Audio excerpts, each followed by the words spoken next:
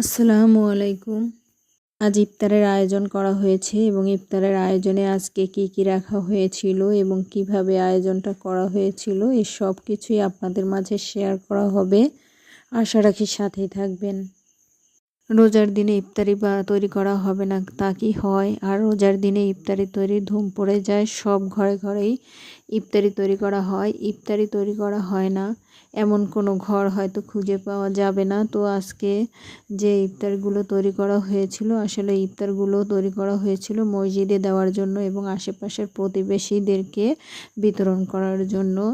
যাই হোক, এই আজকের ইফতারের আয়োজনে ছিল ডালের বড়া। আসলে এটাকে পেঁয়াজু বলা যায় না। আমি ফেসবুকে জেনেছি যে এটাকে পেঁয়াজু না বলে ডালের বড়া বলা হয়। আর পেঁয়াজু হচ্ছে বেশি পেঁয়াজ দিয়ে সামান্য বেসন দিয়ে তৈরি যে বড়া, সেটাই পেঁয়াজু।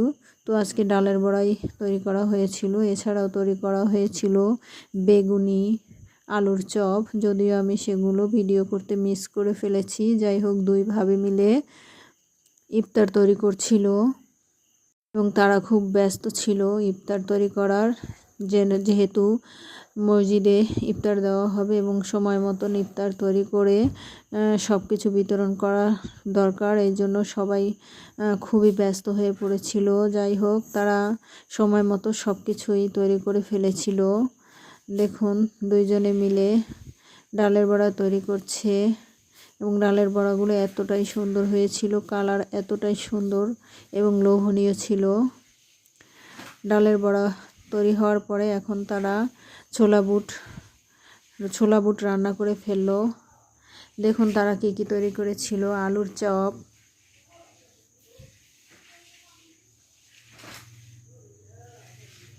দেখুন আলুর চপগুলো কত সুন্দর হয়েছিল আর এত সুন্দর কালার হয়েছিল এবং খেতেও হয়েছিল অনেক মজার। এবং বেগুনি, দেখুন বেগুনিগুলো কত সুন্দর হয়েছে।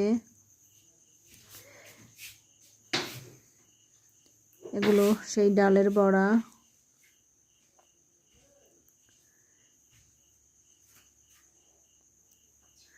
তারা দুইজনে আসলে প্রশংসা পাওয়ার যোগ্য, যেহেতু এতগুলো ইফতার তারা তৈরি করে ফেলেছিল খুব অল্প সময়ের মধ্যেই। এছাড়াও ছিল শসা, পেয়ারা, মালটা,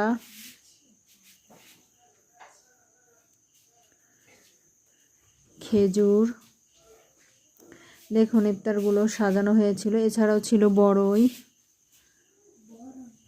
সব ইফতারগুলো সাজিয়ে নেওয়া হলো এবং এগুলো সবাইকে বিতরণ করা হয়েছিল এবং মসজিদেও দেওয়া হয়েছিল। ভিডিওটি কেমন হলো আশা রাখি জানাবেন। ধন্যবাদ।